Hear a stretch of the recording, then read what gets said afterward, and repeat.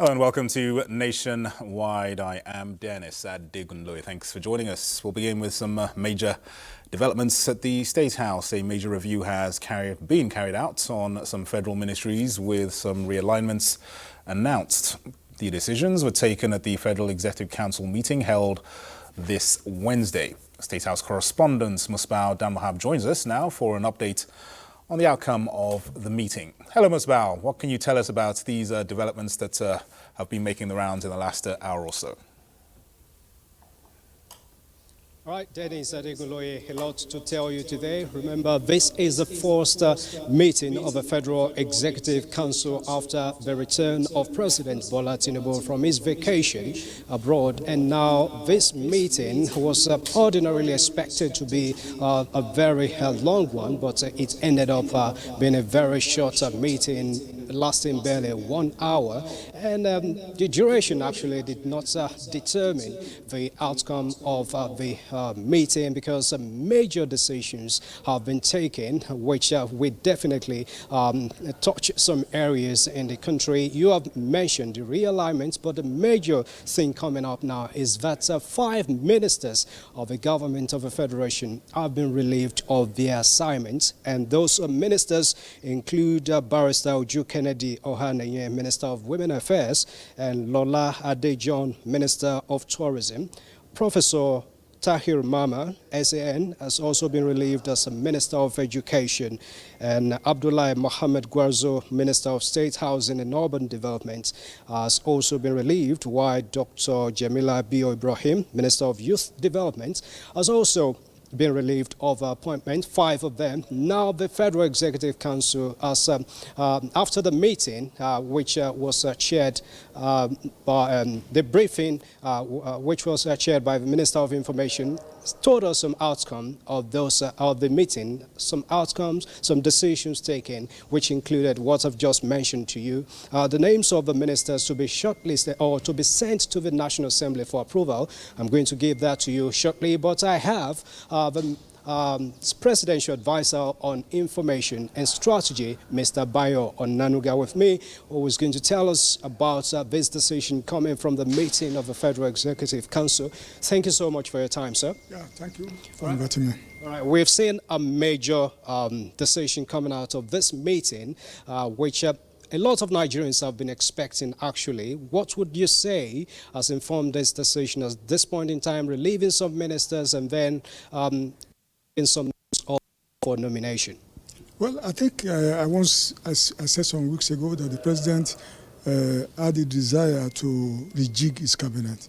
And I think he has just fulfilled that desire today by announcing the discharge, he calls it discharge, of 5 ministers and the redesignation of 10 others, and also 7 and the minister from Plateau State, that's the man who's going to represent Plateau on the cabinet today now. You see, the president always wants to energize his government, to breathe some new life into it, to make the ministers to do the work for which they be appointed to do. And that's why that's responsible for what we saw today, the rejigging of the ministry and the reassigning of some of them, and also bringing in some new blood into the administration. Okay, what does this really mean for the activities of the government? And we're still going to talk about the realignment of some ministries, but relieving of some ministers, what does it really mean for the administration? You know, the government did not just do this thing whimsically. I think last year, October, precisely, the government had a retreat. And I remember at that retreat, the president said the ministers are going to be appraised, not just by him, but by the Nigerian people. So relieving 5 of them of their appointment is the result, is the outcome of the assessment done by the people. Not just the president alone. He didn't just sit down to say, I'm relieving A and B, but the people have been making comments, have been making reports about the activities of each minister. So whatever you found today, whatever happened today, the discharge of the 5 ministers was based on those. It's an empirical thing. Reports, it's online, the assessment done by the people themselves who wanted some changes, and the president has done it. Right. Thank you so much, Presidential Advisor Information and Strategy, Mr. Bayo Nanuga. We really appreciate your input. Now, let's give you the names of those ministers who have been nominated for appointments. The number one is Dr. Nentawe Watda, Minister of Humanitarian Affairs and Poverty Reduction, Ministry of Humanitarian Affairs and Poverty Reduction. And then we have Mohammed Megiri Dingyadi, that's making a return. He was a minister and he will now become the Minister of Labor and Employment when approved by the National Assembly. And we also have the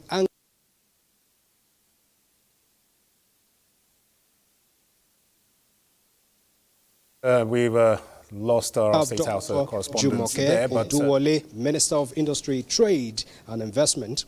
We have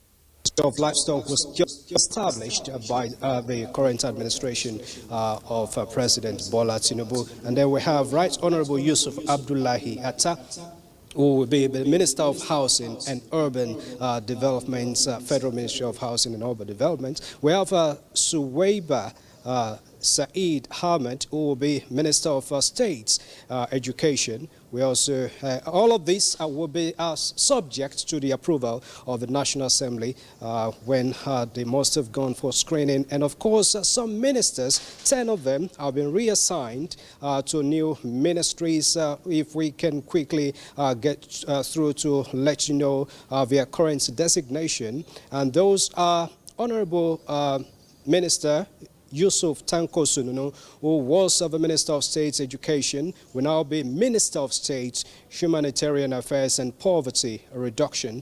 We have Dr. Marufu Olatunji Alausa, who was Minister of State Health, will now be Minister of State Education. Minister, we have Okay, Alausa will become Minister of State Education, while Barrister Bello Mohammed Goronyo, Minister of State Water Resources and Sanitation, will be Minister of State Works. Remember, we have only one minister in the Ministry of Works, and now we have Honorable Abubakar Momo, Minister of the defunct Niger Delta Development. He will be the Minister of Regional Development. And now, let's take you to the other part of the decisions taken by the Federal Executive Council, which is the realignment of some ministries. The Ministry of Sport Development has now been scrapped, and the assignment or responsibility of that ministry will be carried out by the National Sports Commission, while Ministry of Tourism has now been merged with the Ministry of Arts, Culture and Creative Economy, while also Ministry of Niger Delta has now become Ministry of Regional Development. We have some clarification to give you, and those Ministers of Information and Minister of the Regional Development, we give you the clarification as we have it. Now take a listen. By his name and its nomenclature, Niger Delta is just within the 9 states of that region. Today, you are all aware that a number of regional development commissions like Northwest Development Commission, Northeast, Southeast, and some other that are coming up are already in place. And there must be a ministry that will supervise all these agencies. And in order to do that, today, Mr. President and the FEC decided that all these commissions that have been created and signed by the National Assembly will be brought under the supervision of the SY Ministry of Niger Delta, which is now redesignated as the Ministry of Regional Development. For our people over there in the Niger Delta region, I would like them to know that that has not removed anything from them. The NDDC is still very much in place, which is still under the Ministry of Regional Development, and all other such agencies are there. It's just a question of change of nomenclature. The Ministry of Tourism has also been scrapped. Activities of that ministry are now being brought under the Ministry of Arts, Culture, Tourism, and Creative Economy. So that ministry will now be called Ministry of Arts, Culture, Tourism, and Creative Economy. Now, this is in addition to some other announcements that will follow later in the day.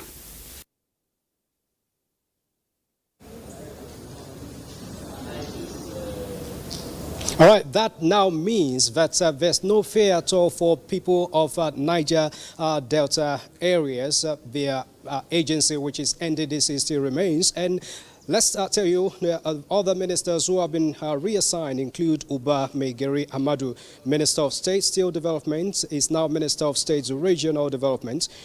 Dr. Doris Uzoka Nikte, Minister of Industry, Trade and Investment, is now Minister of State Finance. Senator John Owa Eno, Minister of Sports, which has been scrapped, is now Minister of State Trade and Investment, while Iman Suleiman Ibrahim, Minister of State Police Affairs, will now be Minister of Women Affairs. Now, Ayodele Olawande, Minister of State Youth Development, will now be Minister of Youth Development. And Dr. Salako Isaac Adekunle, who was Minister of State Environment, will now be Minister of Health. Minister of State Health, replacing Alausa in that capacity. These are just some of the decisions taken so far by the Federal Executive Council meeting. We'll bring you more subsequently as we'll get them. Just remember that NTA will continue to give you the development as they unfold. Of course, Musbah, we certainly expect that from you. Certainly a lot of information that you've passed on to us there and a lot to digest, and we certainly be looking forward to more details subsequently. Thank you, Musbah.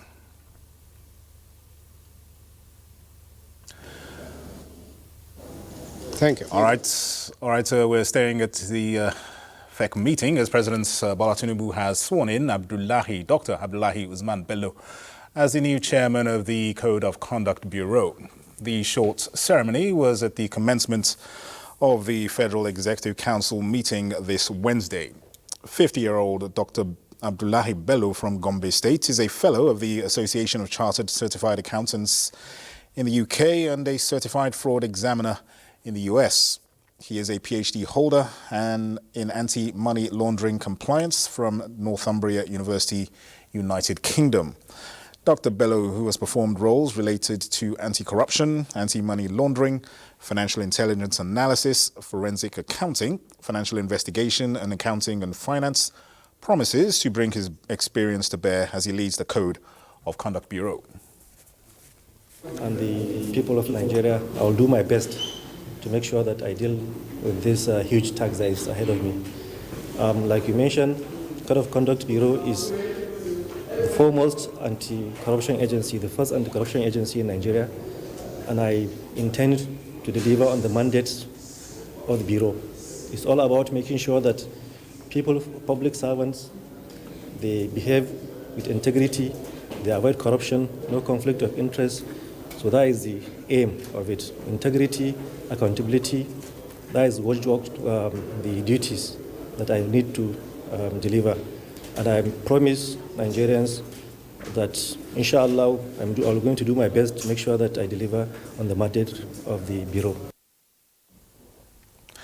Dr. Bello's inauguration follows his nomination by the President and endorsement by the National Assembly.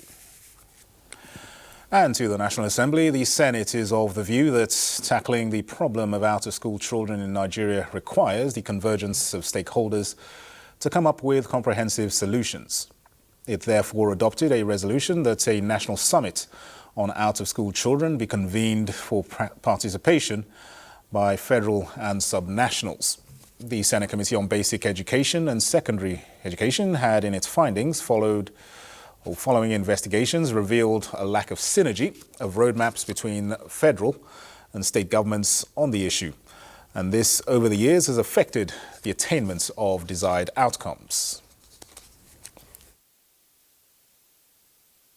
This is clearly the future of Nigeria, and I pray that through the National Summit, the resolutions to be implemented, issues to be well highlighted, and then all efforts to be made to bring this menace to an end so that our children can have a better future and not an adulthood in banditry, an adulthood in Boko Haram, an adulthood in fraud. I thank you all. In the meantime, the Senate is to carry out a thorough investigation into the frequent cases of power outages in parts of the country with a view to finding solutions to the challenges of the sector. This was when the Senate Committee on Power engaged the Nigerian Electricity Management Services Agency, NEMSA, in continuation of its oversight to strengthen agencies in the power sector for efficient service delivery. Joshua Ojito reports that the committee expressed concern over recent grid disturbances and says it will engage all relevant stakeholders to find out the immediate and remote causes of the outages.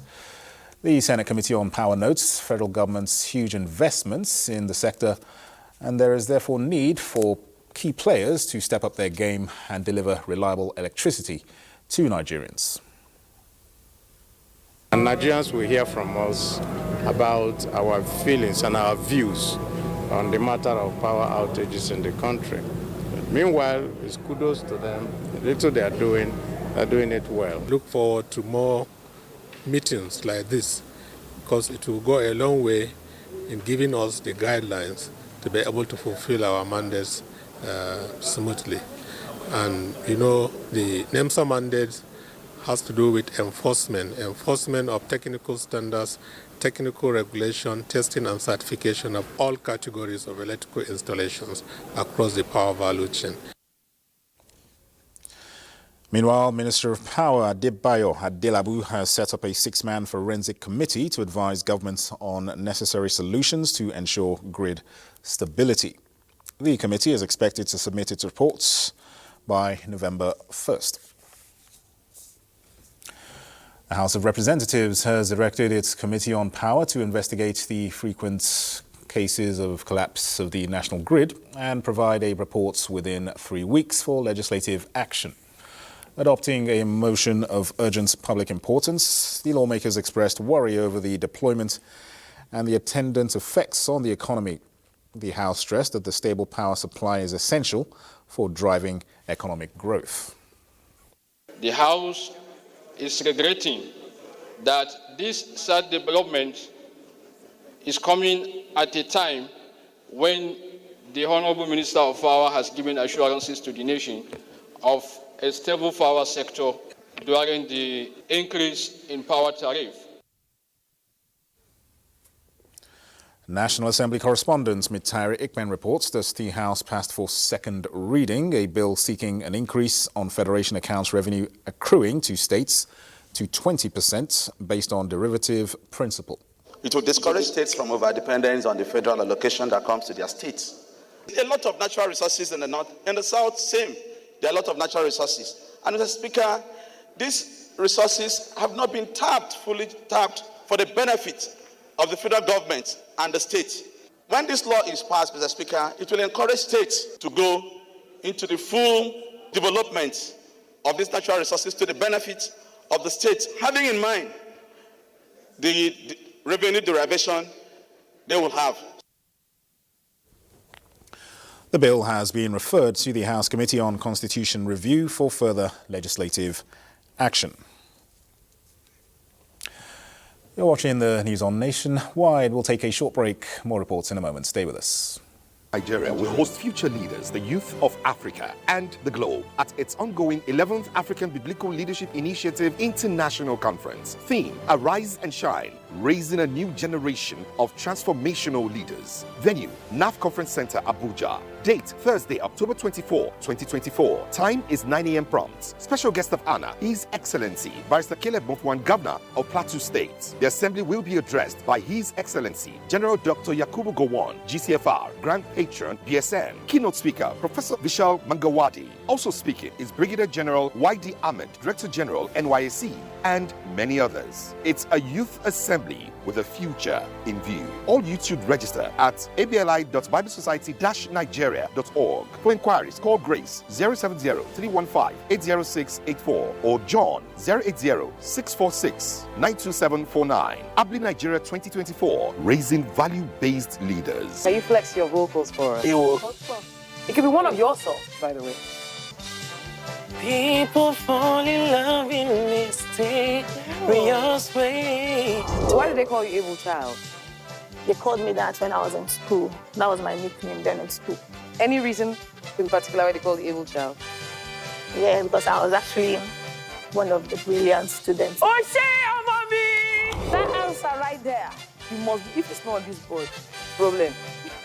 That means the people that answer this survey, they have body odor. Hey.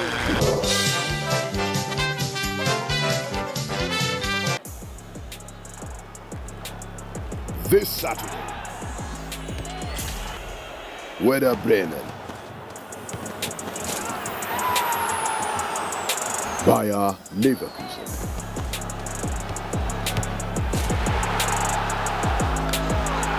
Watch live Werder Bremen versus Bayer Leverkusen on Sporty TV. SportyBet sponsors coverage of the German Bundesliga.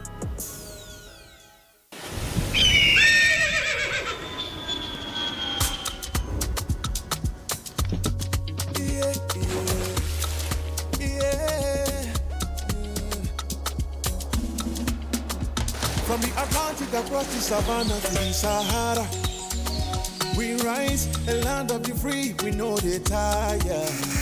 We dream great, our spirit is undying. Resilient, rooted like palm tree, we sway in colors, we turn dark into light, we make solutions, we ignite passion, yeah.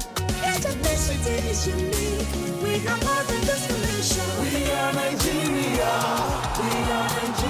strengthening unity, we know they carry lives. We are Nigeria, together live the dream of a land with great destiny. We are Nigeria. I am the real Nigerian. Brought to you by the National Orientation Agency, NOA. This Sunday, Fiorentina. Adli's done well here. Yassine Adli! He was Roma. big. Has Pellegrini done big. Still and all the way. Fiorentina versus Roma. Live on Sporty TV. SportyBet sponsors coverage of the Italian Serie A.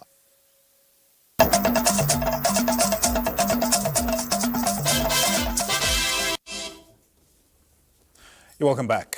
Let's talk security now. Defense Minister Bello Mohamed Matawalle has briefed President Bola Tinubu on the successes in combating insecurity in Sokoto State. Dr. Matawalle praised the Nigerian military's dedication and professionalism, thanking President Tinubu for allocating necessary resources. In a statement, Matawalle urged residents of Sokoto, Zamfara, Katsina and Kebbi to cooperate with security forces and remain vigilant. President Tinubu commended the minister and troops for their efforts at eradicating insecurity in the northwest. Now, Federal High Court in Abuja has ordered the release of Tigran Gambaran, the detained Binance Holdings Limited executive from Kuje Correctional Center. Justice Emeka Nwite gave the order after the Economic and Financial Crimes Commission's counsel informed the court of the decision of the federal government to withdraw the charge against Gambaran. The FCC's counsel, who held the brief of Ikele Inacho SAN, premised the decision on Gambaran's deteriorating health and the diplomatic intervention. The EFCC had on April 8th arraigned Binance Holdings Limited and Gambaran before Justice Nwite of the Federal High Court sitting in Abuja.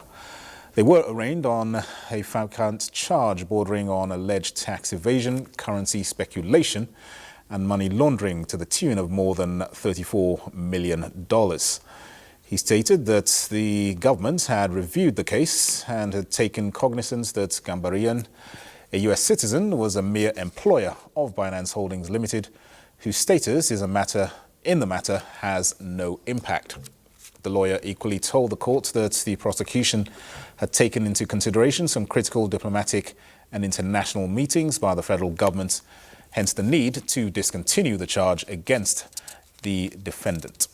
Delivering the ruling, Justice Nwite granted the application and struck out the charge against Gambaran.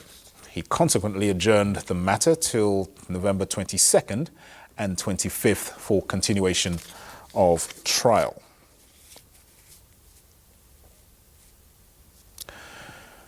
Coordinating Minister of Health and Social Welfare, Professor Mohammed Ali Pate, says Nigeria has gone far in its efforts to ensure a standard health sector strategic blueprint through the Nigerian Health Sector Renewal Investment Initiative by the Tinubu administration. At the 2024 Ministerial Retreat on Performance Management System in Bauchi, the minister also said the sector-wide approach, known as SWAP, is key to achieving the federal government's target. Abdullahi reports. This retreat is among the processes of ensuring the success of President Tinubu's developmental agenda, where discussions centered on the new performance management system in line with the Federal Civil Service Strategy and Implementation Plan 2021 to 2025. To reduce the prevalence of non-communicable and communicable diseases and reproductive, maternal, neonatal, child, adolescent, and nutritional conditions, The direction President Bola Tinubu has given us that every single Nigerian, irrespective of class or where they live, should get meaningful and comprehensive health care. Evaluation to identify areas for improvement and provision of the new approaches to ensuring sustainability and inclusiveness formed part of the issues highlighted at the retreat towards addressing the key health challenges facing the country. The health system should serve the people of Nigeria. That is what the president wants, and that is what this energy that you have seen in this room, all the leaders that are here working hard to ensure that we put the Nigerian person at the center of our attention, especially the poorest and vulnerable, the women, the children, those who are malnourished, those who cannot afford it, to make sure they afford care, while those who are a bit wealthier also get the services. They don't have to travel abroad for medical tourism. The objectives of this gathering by all departments and agencies under the Nigerian health sector is aimed at creating a better performing health system in Bauchi. Abdullahi NTA News. Okay, let's move on to health matters. The Ilorin General Hospital was recently upgraded to a teaching hospital and renamed the Kwara State University Teaching Hospital. The state government has been putting more structures and equipment in place to make the hospital a world-class standard, which when completed will serve not only Kwara residents but people across the country. In this background report, Aisha Abubakar Yahya takes us on a tour of the facilities at the new teaching hospital in Ilorin. The Ilorin General Hospital became Kwara State University Teaching Hospital through establishment law that was signed on 30th of May this year by Governor Abdurrahman Abdurrazak. Since its conversion to Kwara State University Teaching Hospital, more facilities have been added to the hospital. There are staffing requirements that are expected for us to comply with the requirements for accreditation by the regulatory bodies, and work is underway to also ensure that those requirements are met. There are also infrastructural upgrades that are being worked on. So processes are underway to ensure that the infrastructure is upgraded to the requirements of a teaching hospital. So far, various renovations and expansions have taken place, while work is still ongoing at the State Teaching Hospital. From the new dental unit to the VIP ward, state-of-the-art intensive care unit, and the eye center, the teaching hospital is getting more equipment that have enhanced efficient service delivery to patients. While some of the facilities are not yet commissioned, other renovations are still ongoing to ensure the hospital meets up the standard. They can expect Kwara to be a hub for the production of the much-needed human resources for health. They can expect it to be a fantastic site for receiving state-of-the-art diagnosis and treatment for all kinds of ailments. Aside from the renovations and purchase of various equipment, there is need for more manpower, which the state is also currently working on to employ more people in the various units.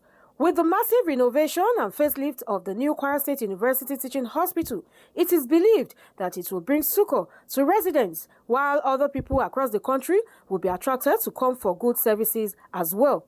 Aisha Abubakar Yahaya, NTA News. Well, let us join Aisha at the upgraded hospital to tell us more about this developments. Hello, Aisha. Just give us more details on this initiative. Hello, thank you. Good afternoon. This is the intensive care unit newly built at the Kwara State University Teaching Hospital here in Ilorin, the Kwara State capital. And I can say it is a world-class ICU. It is currently a 12-bedded unit and has the capacity to become 15-bedded. More equipment are still being expected to be added to the currently existing ones for it to be fully in use. This intensive care unit is just one out of the numerous facilities put in place to ensure the new teaching hospital is of world-class standards. Other facilities expected to be put in place include an MRI unit, a unit that can take care of as many diagnoses as possible to ensure that patients will no longer travel outside the state for such treatment. Although the dental clinic and the eye care center are currently in use already, other facilities being put in place will be inaugurated towards the end of the year. There is no doubt that the Kwara State University Teaching Hospital will definitely churn out world-class medical doctors with the state-of-the-art facilities available in the hospital.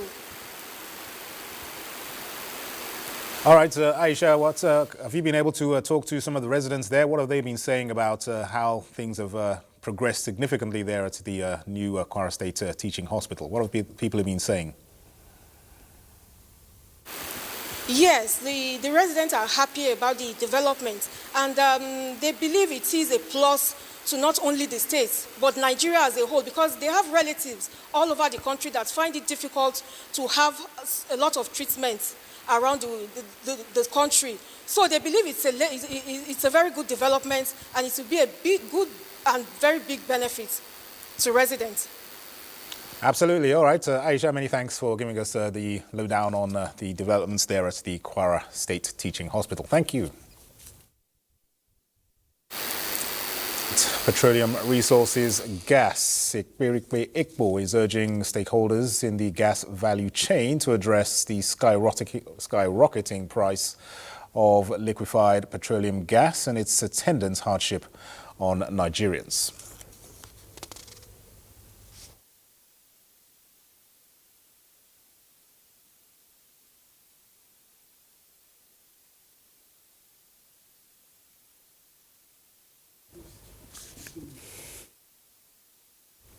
All right, apologies for our inability to bring you the audio on that report. Let's continue. The Director General of the National Directorate of Employment, Silas Agara, has opened its portal or NDE rather, has opened its portal for various vocational training in addressing unemployment in Nigeria. Director General of the NDE, Silas Agara, made this known while inaugurating 18-man implementation committee on skills acquisition. And he says the program will provide training and equip the youths with valuable skills to enhance their proficiency in contributing to national development.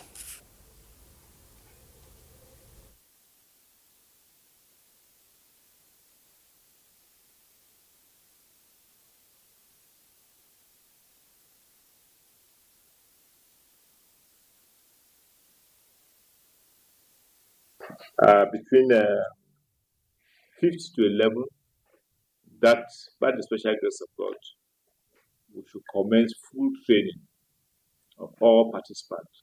I want to charge this committee not to let the youth of this country down, not to let our president down, and not to let the name that ND built over the time. We must ensure that that minimum numbers of 10 per electoral ward must be respected. Youths between the ages of 18 and 35 are expected to participate in the 3-month program and will cut across the 36 states of the Federation, including the FCT. Well, Michael Olale will now take over from me briefly as he's the caster for us in Lagos. He will give us some more reports from that zone. Hello, Michael. Thanks for joining us in Lagos. The release of water from the Oyo Dam by the Ogun-Osun River Basin Development Authority is impacting on the lifestyle of communities along the river bank, with many opting to relocate than witness the harrowing experience. The timing seems not to be favorable this time, as the late rain is aggravating the flooding.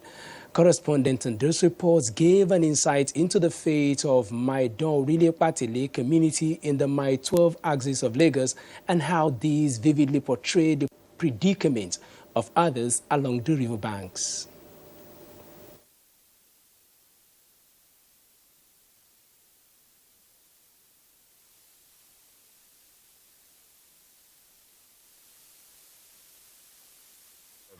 Rising every second. Some weeks ago, the riverbank was a makeshift jetty offering shelter for those waiting for the next boat. But that space has been taken over by water as residents now depend on an elevation to board. Accessing internal roads is no longer a luxury, and for those who have been living here for years, the bigger fear is on the way. Big one is coming, that we move, everybody will move. Nobody will stay here. Those small students, they cannot enter water. We go and use boat to carry them. Their mother will be short, they will carry them on shoulder to move inside the water. Even with the canoe, we can't face the water. The water will be shaking the canoe. Maidon Patile captures the experience of most of the communities along the bank of River Ogun. And at this time of the year, relocating could offer a ready-made option, but not all residents have a destination in mind. We have just 2 canoes moving people. It becomes a rush hour. So a lot of people who are rushing to work, they come here 6 o'clock, and before they move out of the community, it takes them over an hour. Despite this, the fear permeating the atmosphere here revolves around uncertainty. We experience most of the animal that comes with the water, and sometimes it enters our various homes, our houses. Sometimes we battle with them.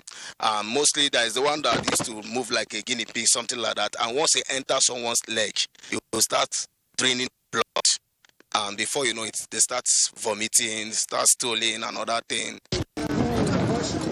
The challenges are enormous, and stakeholders say finding lasting solutions to the plight of communities along the riverbank could be the needed antidote in place of relocating. The incident of fuel tanker explosion and accompanying consequences can be brought under control if necessary steps are taken by all the stakeholders. This was the summation of respondents while speaking on ways and how to check the ugly trend. Bolaji Akim completes the report. The Jigawa State tanker explosion no doubt will linger in the memories of many for long, no thanks to the level of destruction and loss of lives that accompanied the sad incident. Lagos has experienced several explosions, with the most recent in August this year, when a truck laden with 12 tons of gas exploded in a filling station. Though no life was lost, the incident further highlighted the level of damage such unfortunate event could cause. Due to its devastating effects on lives and property, stakeholders are of the opinion that good infrastructural plan and sensitization will checkmate reoccurring explosions caused by tankers. I believe that there must be improvement in the sensitization of these drivers. The truck owners must sensitize their drivers on safety measures. But the major cause of explosion is carelessness. And when I mean carelessness, it means negligence. It means the activity that we engage on when we don't even fully understand the safety implication of such activity. While admitting that accident can happen at any time, the need for Nigerians to shun scooping of fuel from falling trucks was also emphasized. We must, as a people, tell ourselves that there's no matter the immediate gain we are going to get from any of such situation, it does not equate the damages that may happen or may have happened. As a means of reducing casualty, taking precautions at accident scenes, experts say, is the best option. In Lagos, Bolaji Akim, NTA News. Those are the stories from Lagos. It's now back to Dennis in Abuja for more news. Thank you, Michael. Now, as part of President Bola Tinubu's renewed hope agenda to provide 1 million jobs for Nigerians, the federal government has inaugurated an automotive training and compressed natural gas conversion center in Kano.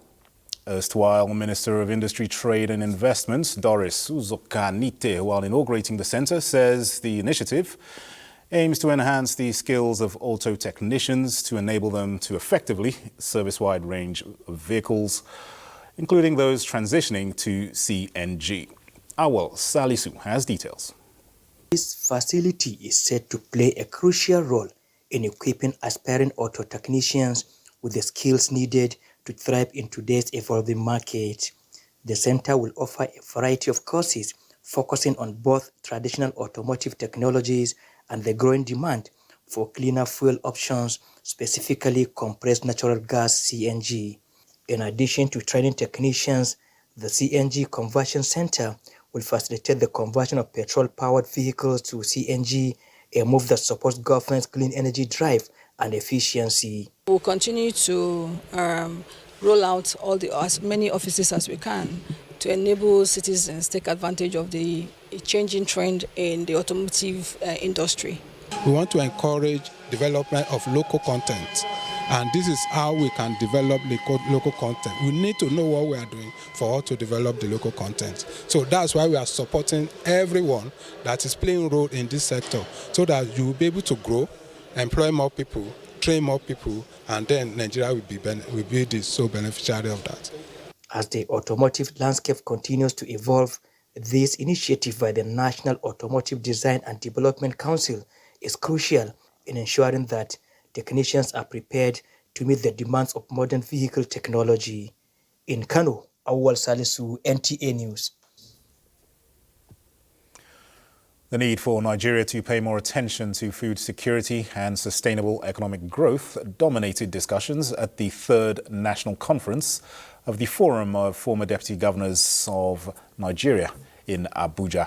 Kenneth Nanim reports that the forum also signed a memorandum of understanding with the Polish-Nigeria Business Council. They have contributed their quota in building the nation in their capacities as deputy governors of their various states at different times.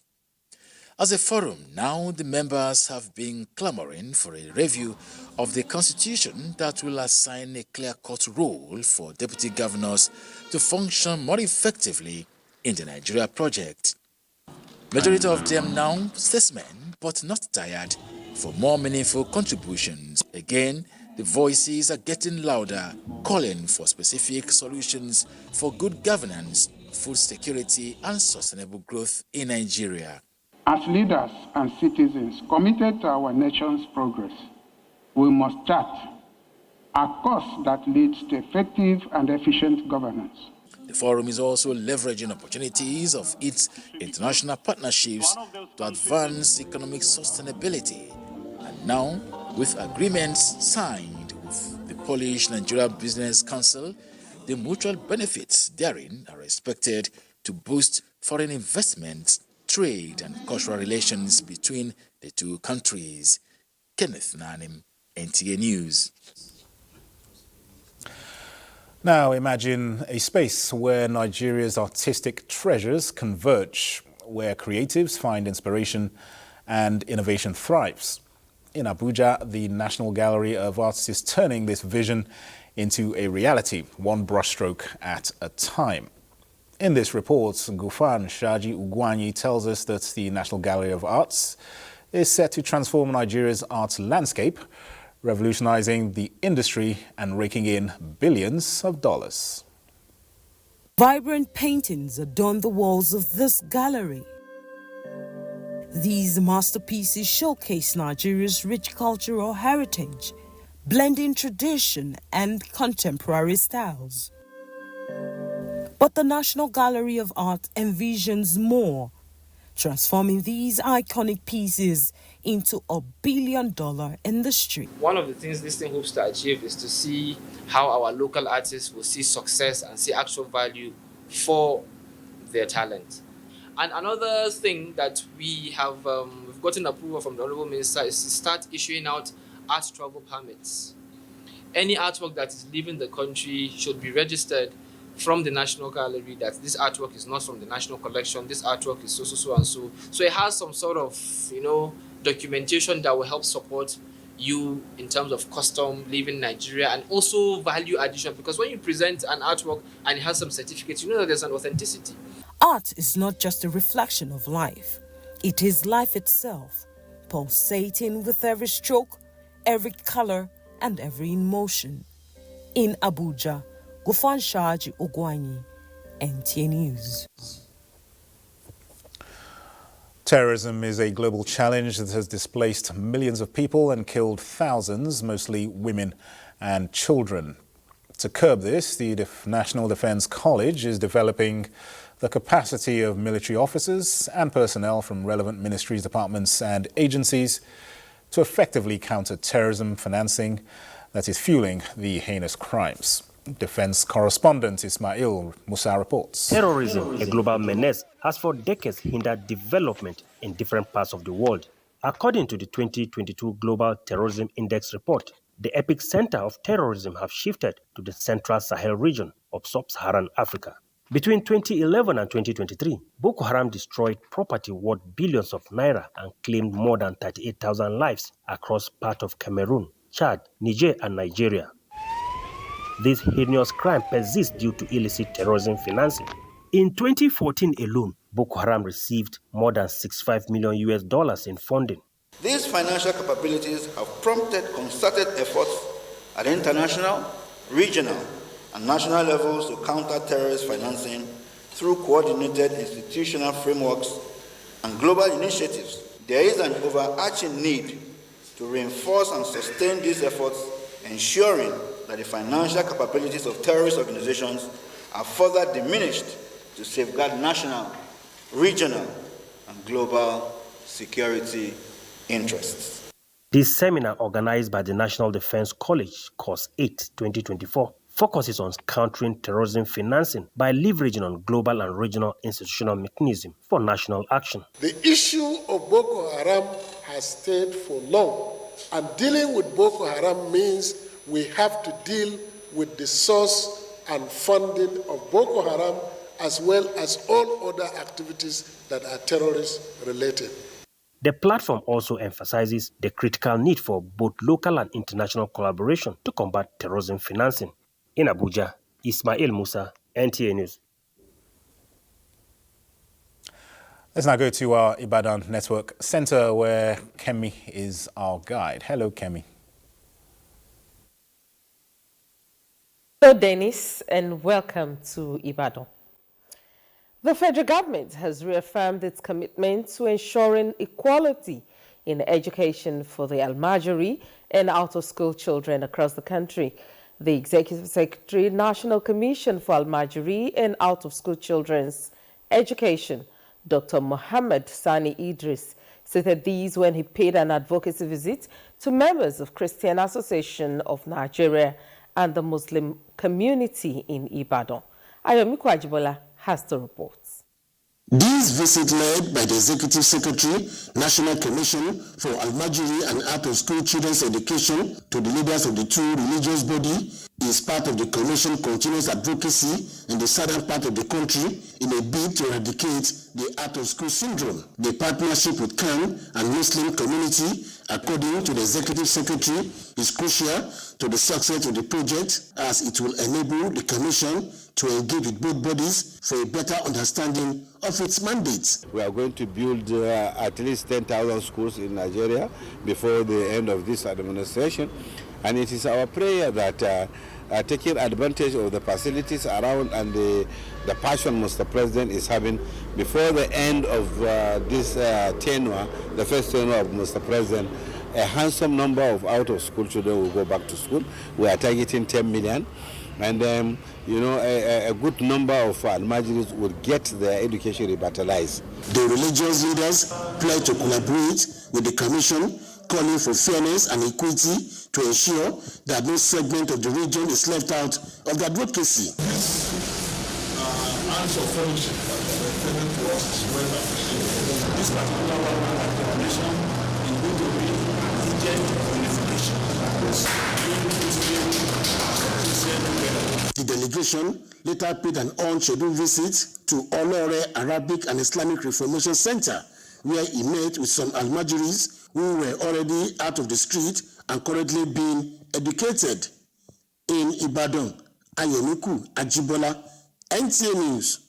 The chairman House of Representatives Committee on Federal Roads Maintenance Agency, Remi Oseni, has appealed to Nigerians to exercise patience with the renewed hope agenda of the President Bola Tinubu. He made the appeal during an engagement with stakeholders of the All Progressives Congress, APC, in Ibadan. Lukman Hassan tells us more.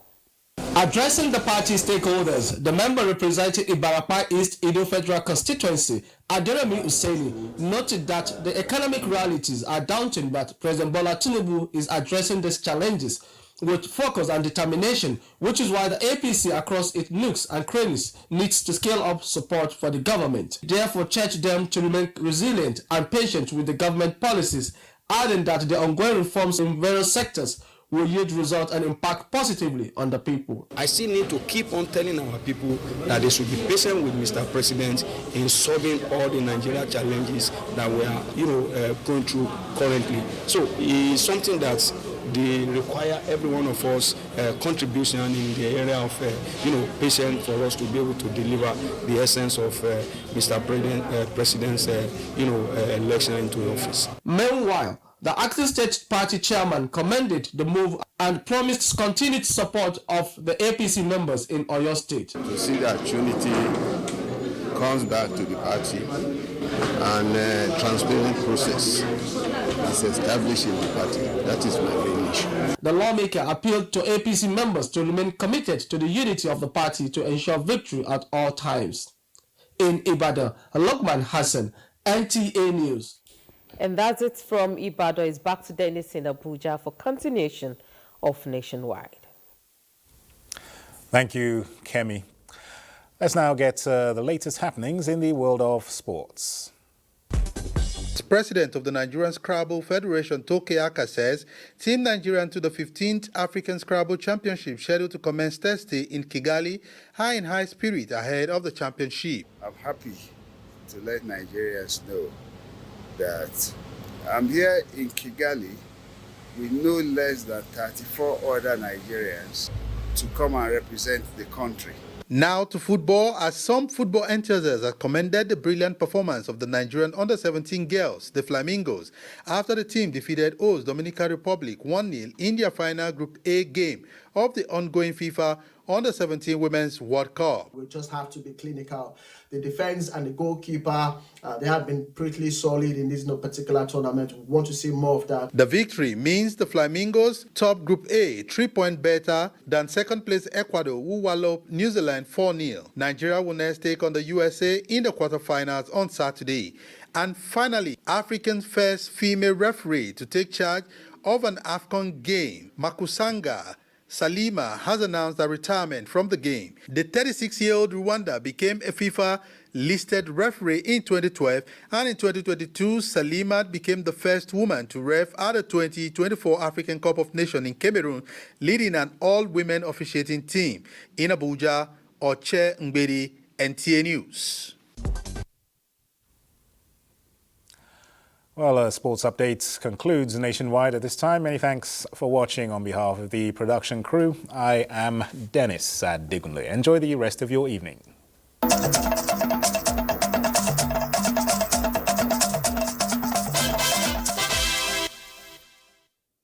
the kaleidoscope of life, time is a masterpiece.